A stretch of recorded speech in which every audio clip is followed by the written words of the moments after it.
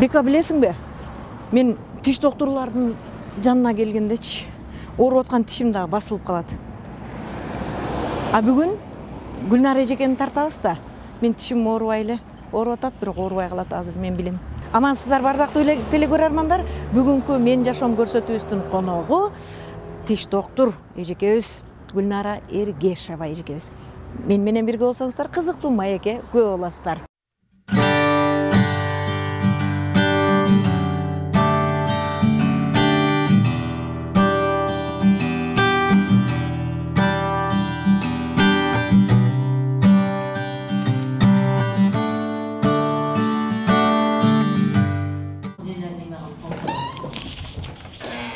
Tişim.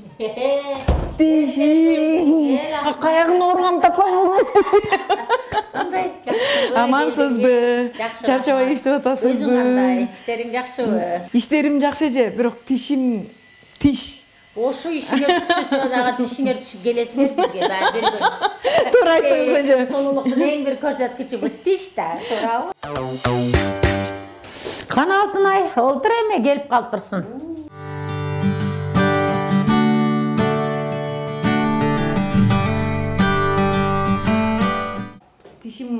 Tişim ооруп атат, бирок эже мен азыр сизге иш боюнча эле келдим, тиш боюнча эмес. Анда эмне даярданып алдык сен тишиңди көрөбүз деп. Сен иш боюнча келдиңби? Ну хорошо. Мен сен тиш боюнча келиптир деп ойлоп алыптырмын. Ушуну такканда деле кыйла адамды сүрдөтөт экен да эже. Конечно. Биринчи кабинетке киргендеги сүр. Кабинетке киргендеги. Креслого отур, анан ону тактың. Ал өлүмгө жакындап аткандай. Коркуп бересиң да? Шагырат баштаганыңызда? Шагыр этип туруп, инструменттерден коркуу башталат. Лампа жанганда болду бүттү, бар жок кетет го. Коюңуз сен кое тургунсуз. Антип койбойлубу? Мына ошентип коркуп коебуз да бизчи. Сөзүн да таппай калдым. Деги эле мен билем да, сизде коомчулукта активист, мындай активный образда, активдүү образда жашаган айымдардын катарына киресиз. Ошон үчүн келдим да же. Мени активдүү айымдардын катарында көрүп мага келгениңер үчүн чоң ыраазычылык билдирем. Рахмат. Рахмат. Биз жана мен айттым го, киргенде бар жоктон коркуп кетип атам. Башында сиз деле корксоңуз керек эле.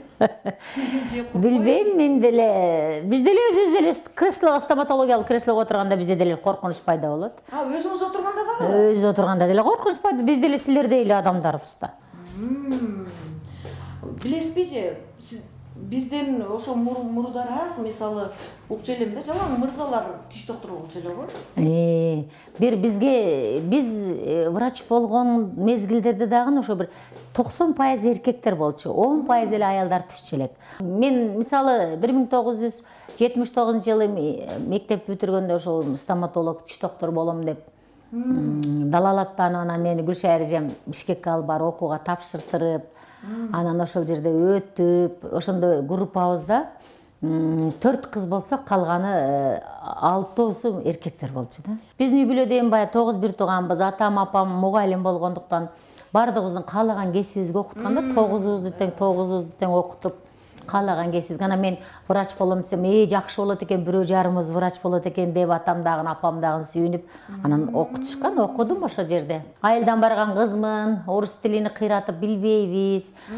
Бытовой баягы сүйлөшүүлөрдү жакшы билген менен баягы тиги философия, история там бардыгы орус тилинде өткөн да, ал жерде ал кезде кыргыз тили баягы негизги тил болуп эсептелбегендиги үчүн кыйналып, бирок мен аябай көрсө аракетчиликке мен уктабай, ысык күндөрдө уктап калбайын деп бутумду муздак тазикке сууга салып алып туруп жаттайт элем. Ушунчалык баягы уят болуп калбайын, эртең группада сураганда мен уят болуп калбайын деп отуруп, ошо намыстанганынан жакшы бүттүм да, окууда сатичем жакшы бүтүп, анан мени ошо мединститутта алып калабыз дешти.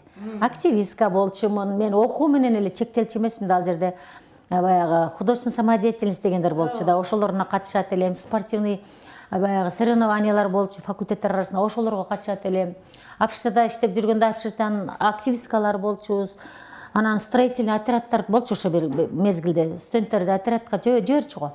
Анан мен ошо кыйын кыз экен деп мени строительный отрядка командир кылып коюшат. 2 жыл кыздарды башкарып, строительный отрядда жүрүп анан кийин Куруучу да болуп кеткен. куруучу да болгонмун. Бир жылы мектепти ремонт кылганбыз, экинчи жылы Бишкекте пивзавод бар эле, лимонад, пиво чыгарчу Буратино деген илгерки лимонадтар чыгарган жерде цехтерде кыздарды иштеткем мен. 30дан кыздар болчу, ошо командир болуп иштеп Бишкек боюнча биринчи орунду алганмын дагы, анан Индияга жолдомо алганмын экинчи курсумдачы.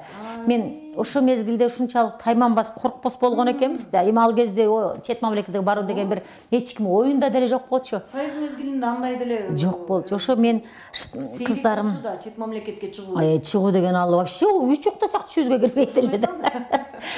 А мен ошол жакшы иштегендигимден ошо ал кезде ЦК комсомол болчу, билесиңби? Мен ошол тараптан анан менин ишимди медүнс эмес, ошолор баалашып анан кийин акысыз биздин Кыргызстандан 24 студентке стройотряд иштеген, ушундай кыйын иштегендердин арасында анан мен дагы болуп калып, Индия, Шри-Ланка өлкөлөрүнө анан кыш мезгилинде барып анан эс алып, экинчи кышта ушинтип эс алып келгенбиз. Бир баягы бир ийгиликтердин бирөөсү ошол болуп эсептелет. Андан кийин адамдар, студенттер окуп эле общадан чыкпай жүрө берди, мен эч отурбайчу элем да. Мен кружокторго катышып, мен хирургический стоматология, операция кылганды, ооз, бет жакка операция кылган жакшы көрчүм да. Ошолорго барып катышып, коркпойм. Адамдарга операция кылардан мурда биз иттерге операция кылсак, чычкан, ит, коёндорго операция кылат эле. Ошолорго катышып жүрчүмүн да, анан мен ошондулумду көрүп, анан мени хирургический стоматология алып калабыз дешкенде, турмуш, кыз балдар билесиңер да, турмушка чыккандан кийин болду, биринчи күйөөң айтканын кылышың керек да, анан направление алып Ошко келип калганбыз, жолдошум экөөбүзчү. Анан жолдошум экөөбүз Ошко келип, бул жерде деле жанталашып, интернатураны хирургиядан өтүп, Челсинцевый хирургия областной больницадан өтүп, ал жерде жүрсөм, алар дагы кел бизде иштеп кал деп. Анан мен интернатурага келгенде, бул интернатурага келгенде партиялардын какой-то бир өзгөчөлүгү болот окшойт да, бул деп бизди Алайга бар иштеп келгиле деп жолдошум экөөбүз айтып калды. Анан Гүлчөгө барып, Гүлчөдө анан жолдошум экөөбүз 4 жыл иштеп келдик. Ал жерге барарым менен дагы ал жерде райондук борборлоштурган ооруканасынын баягы комсомол комитети деген болчу. Комсомол комитетине мени председатель кылып койду. Сен ушу комсомолдорду активдештиресиң, антесиң, мынтесиң. Анан жанагы комсомол, партия деп сиз дагы жанагы чыныгы Уркая Салиеванын жолун жолдогон деген окшойсуз, же? Ооба, да атмай. Эмне, урматтап турса кең мекен Уркая болуш эмне экен? Аздек деп турса кең мекен, айчырып болуш эмне экен. Конечно, ансыз Уркая Салиева эжекебиз биздин айылдан чыккан. Кыйын аялдардын бири болгон. Ошолордун аркасынан эле апам дагы, мен өзүм Омурзакова Сали апам дагы как раз Уркая Салиева кийинирээк болгон, апам дагы ошол жерде, ошол мезгилде качып мугалим болуп, тагалары как раз ошо Салиевадагы тагалар, апамдын да тагалары болгон. Анан кайнем айтчу экен, кызыңды тыйгын, үйдө олтурсун, окуп эмне кылат дегенде апам качып жүрүп Жалалабадка барып окуп, мугалимдик окууду аркалап келген экен. Ал кезде автобусда жок, машиналардын аркасына түшүп алып, апам ушинтип жүрчү экен да, биз деле биздин үй бүлөдө эле ушу баарыбыз көбү энени тартат деген туура эле экен. Мына биз үй бүлөдө Гүлшара Садбакасына баш болду, биздин башыбыз. 9 бир тууганбыз, 4 кыз 5 болбуз, Гүлшара эң чоңубуз. Ошол кезде апам уюштургуч болчу экен. Концерттерди уюштуруп, жаш балдарды тарбиялап, мектепте баягы маданий массалык иштерди толугу менен апам алып жүрчү экен да. Өзү ырда, өзү чилдирман деп койбой барабанды, өзү жасап, өзү чалып, ооз комузда ойноп ушинтип жаштыгымы кийин өтүп кеткиче эле апам ошо ооз комуз колунан түшпөй жүрдү го. Анча-мынча сен деле көрүп жүрдүң го. Анан бизге толук апамдын гени, атамдын гени, чоң атабыздын гендери өткөн деп ойлоймун. Менимче бул жайдын дагы демилгечиси өзүңүз окшойсуз, же? Ооба, эми өкмөткө 30 жыл иштеппин, замглавврач болуп, ошол жакта областной стоматологияны жетектеп 30 жыл иштедим. Андан кийин балам айтып калды, апа частный клиниканы ачып эле бир өзүбүзгө да иштебейсизби, элге өкмөткө иштедиңиз дегенден анан кой мейли деп өкмөттөн чыгып, пенсияга чыгып, ал жерде анан поликлиникада мени сонун кылып узатышты. Пенсияга чыктыңызбы? Жок, давно пенсия, азыр биз 60тан ашкан айылдарбыз да. 61 жашка толгонмун азыр. Анан кийин анан мына частный клиниканы ачып, мына Ак Тилек тарапта бир жакшы стоматологиялык кызмат көрсөтө турган клиника жок да. Анан булар бүт шаарга барып кыйналышат. Андан көрө элдерге жакыныраак кызмат көрсөтсөң элге дагы ыңгайлуу, доступный болот да. Ошон үчүн мен мына жерде азыр 7 стоматолог врач иштейбиз. Түнкү сменибиз менен иштейбиз. Түнкү 12 иштейт биздин клиника. Түндө дагы көп адамдардын тиши түнү ооруйт го. Анан ошентип клиника ачсам эле анан ожгудан ординатура бөлүмү бар да. Гүлнар эже бизге келип иштеп бериң деп анан алар сурангандан анан мен азыр ожгуга дагы дипломдон кийинки билимин өркүндөтүү борборунун стоматологиясыны жетектеп келем. Азыр биз бул жер клиника гана болбостон стоматология боюнча ординаторлордун борбору үйрөтүүчү жер. Биз аларды үйрөтөбүз, бул жерде каттайбыз аларды. Бул жерден билимин тереңдетип. Да, мына жерде турган азыр кыздарыбыз бүт ординаторлор, балдар бар. 7 врачка 7 ординатор бөлүнөт, 7 ординаторду биз даярдап чыгарабыз. Бул жер эки кызматты өтөйт да. Биз элге гана стоматология кызмат көрсөтпөстөн биз келечектеги стоматологдорду дагы тарбиялап бул жерден чыгарабыз. Мына менин жашоомдун бир бөлүгү ушул. Өнүн башталышы, бир бөлүгүнүн башталышы булай. Мен азыр бул жерде спорт. Биз Гүлнара Ергешова эжекебиздин азыр экинчи өнөрү деп коеюн эже. Мен карма. Мынакей. Эжем Илайым сага да жугуш болуп калсын. Сага дагы жугуш болуп калсын. Илайым ушул волейбол. Ооба да. Эжем спорт залга келет.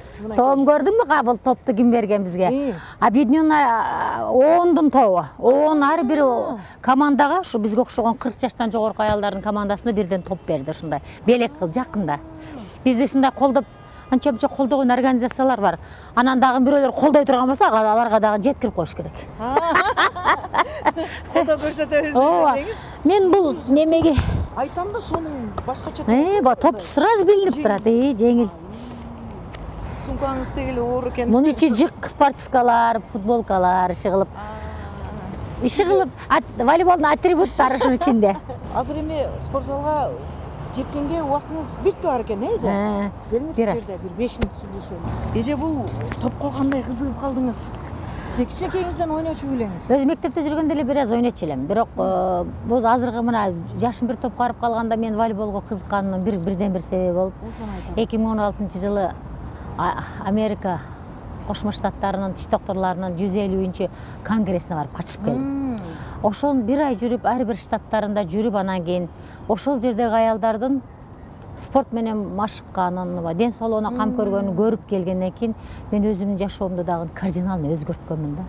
Өзгөртүп ошол күндөн баштап волейболду, ушу топту сүйүп, волейболду ойноп, командаларды түптөп, азыркы мезгилде аялдар конгресси деген командабыз түптөлгөн. 40+ команда бар, 35+ команда бар. Жалпы эле ушул топ ойногону келип атат деп атпайсызбы? Ошолордун эң улуусу канча жашта? Эң улуусу мен болом. Сизби? Анда жаш эле турбайсыздарбы? Эң улуусу мен. Бирок мен өзүмдү улуу сезбейм. Мен ушу кыздар менен кошулуп ойнопчу, ушу кыздар менен кошулуп, өзүмдүн жашымды унутам. Волейбол ойноп аткан мезгилде үйдөгү проблема башка бардык жок унутулат. 2 саат өзүң менен өзүң болосуң. Жаныңда кыздар, жаш кыздар менен ойноп, ар бир алган, жакшы алган топтун, жакшы алганда организмде адреналиндер чыгат да. Организмге бир мындай оргазм берет да, мындайча айткандачы, мындай тил менен айтканда. Кубандырат да, сен кубанасың, сүйүнөсүң. Сен унутасың үйдөгү алыг проблема, бирдеке жок андай унутасың да. Ошентип, анан кыздар менен общение. 6 кыз ойносуң, 6 кыз ойноп атканда бири-бириң менен общаться этип. Анан терс характери бар кыздар дагы бизге келгенде оңолуп калышат. Совсем башка аура да. Позитивдүү жашоо образы болот да бул. Конечно. Ошон үчүн мен моменттен пайдаланып бүт аялдарга айтып кетет элем, убакыт тапса болот да, убакыт тапкыла. Убакыт табылат. 2 саат жумасына 3 жолу биз волейболго келебиз. Мен өзүмдүн классташтарым ай сайын ошо шеринебиз бар да, шеринеге жолугуп, чайды ичип, азыр залдын алдында спорт зал бар жерге биз шерине өткөрүп атабыз. Ошо айылдагы досторум дагы, классташ кыздарым дагы мына 4 жолудан бери тамакты ичишет дагы, топко чыгайлы деп турушат. Баягы кыздар ушундай далалаттанып, что залда дагы бир энергия, жашоого бир кандайдыр бир зарядка алса боло турганын сезишти да. Азыр өздөрүнчө кроссовка алышып, спортивка алышып, кыздар ушу айылдагы аларды көргөндөр, түшүнбөгөндөр күлөт, түшүнгөндөр молодец деп айтат. Алар жыргап калды. Азыр отурушту күтүп калышты. Отурганда кайсы жерге уштурайлы, кайсы залдын алдыга деп. Көрдүңөрбү? Бул спорт, бул эң сонун нерсе. Тем более волейбол. Кайненелер үйгө барып келиндердин месин чакпай дегенсиз. Конечно, өздөрүнүн өздөрү болуп олтурушат да. Ошон үчүн мен бардык аялдар чакырып кетме келем да. Эң негизгиси кыймыл да болот. Кыймыл ден соолукка пайда. Волейбол ойнордун алдында бүт тренировка кылганда чуркалат, ойноп, чуркап туруп, кызып туруп анан кийин волейболго кирип кетет. Бул жерде азыр аялдар конгресси деп, анан дагы бир классташтардын группасы, канча группада ойноп атасыз ошондо эже? Бир 7-8 группада ойнойм. 35+'ның курамында да ойнойм, 40+'ның курамында да, азыр эми 50+'ның курамы. 50+ боюнча азыр айтып кетсем, азыр как раз тренировкага келдик бүгүн, мына азыр тренировка кылабыз. Жакында биз 4-сентябрь күнү Ысыккөлгө барабыз. ШОС Азиат өлкөлөрүнүн спорт сүйүүчүлөрүнүн ортосунда бир 20 түрдөгү спорттун түрлөрү боюнча жарышуу өтөт. Ошолордун бир категориясында биз 50+'тар барбыз. Биз азыр Ош шаарынын 100 болуп, 50+ аялдар кетип баратабыз. Кудай кааласа, жеңиштерди багындырып келебиз деген ишенимдебиз. Болуш керек. Аракет кылсаң эле болот экен да. Мына дагы бир бизнесмен айым келди. Бизнесмен айым, бул да круто. 50+ ойнойт азыр, Ошо аялдар конгресси түптөлгөндө ушу мен келгенде 6 жыл, командабызга 5 жыл болду. 5 жыл болду. Ошондон бери чогуу ойнойбуз. Анан тиги Элнура деген кыз келет, биз аны как үйрөт бизди немеге деп тренерликке чакырдык. Азыр бизде ушул кыз бизди неме кылат. Бизди даярдайт көлгөчү. Мына Ширин деген кызым келатат, азыр ушул кызда кара ким айтып тур, 50 жаш деп.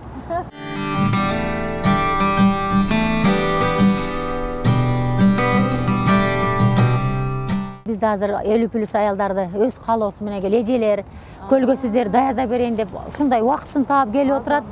Биз ушундай волейболисткаларчы чоң кичинелер подружка болуп калабыз, бири-бирибизди колдопчу. Ушинтип азыр бизди ургулап даярдайт. Ал эми Ширин экөөбүз мына бир командада, ушу команда түптөлгөндөн бери чогуубуз. Жанагы группанын тайпаларды бөлүнөт деп атпайсызбы? Ошондо аялдар конгресси деп калдыңыз да эже. Ошондо жалаң аялдар конгрессинин мүчөлөрүбү же кандай? Ошол группа жөнүндө айтсаңыз. Мен түштүк Кыргызстан аялдар конгрессинин түштүк аймактык башкармалыгынын төрагайымы Гүлшайыр Садбакасына. Анан ошол аялдар конгрессинин немесин даңазалап, аялдарды көбүрөөк ушундай бир немелерге тартуулайлы дегендей атыбызды ошо аялдар конгрессинин атына коюп туруп, анан командаларды түзгөнбүз да. Мен өзүм аялдар конгрессинде ошо 24 жылдан бери башаты ошол конгресске тиешелүү болот. Конгресске тиешелүү. Конгресстин деле кызматы ошондой да. Баягы көрүнбөй калган, өкмөт көрбөй калган, ийгиликке жетишкен аялдарды биз көрүп, тартып, эмгегини баалап, даңазалап, аларга бир жакшы жашоого дагы бир үмүт кылып, ошол жасап жаткан иштерин дагы жакшы жасаганга биз дайыма өбөлгө түзүп келебиз. Бир 25 жылдын ичинде. Жакшы идея болгон экен. Анан ошонун бир канаты спорт болуп эсептелет. Спорт дагы баягы ден соолуктун мүлкү да. Ооба, башка мисалы ишкерликте айымдар бар. Башка медицина тармагында мугалимдер жатыр. Демек спортто дагы бир аялдарды көтөрүү. Спортто дагы көтөрүү, колдоо максатыбыз, главный максатыбыз ошол. Анан ойноп аткандар ден соолугун чоңоп, башкаларга биз мотивация берүү. Ооба десеңиз, мотивация беребиз. Мотивация берүү. Урматтуу теле көрүүчүлөр, биздин көрсөтүүбүз ушун менен соңуна чыгып отурат. Ал эми бүгүнкү көрсөтүүбүздүн коногу тиш дарыгери Гүлнара Эргешова эжекебизге дагы бир жолу ийгилик каалоо менен бирге бүгүнкү көрсөтүүбүз соңуна чыгабыз. Ал эми жалпы журтка дайыма амандыкты тилеп калабыз. Ден соолугуңуздар чың болсун.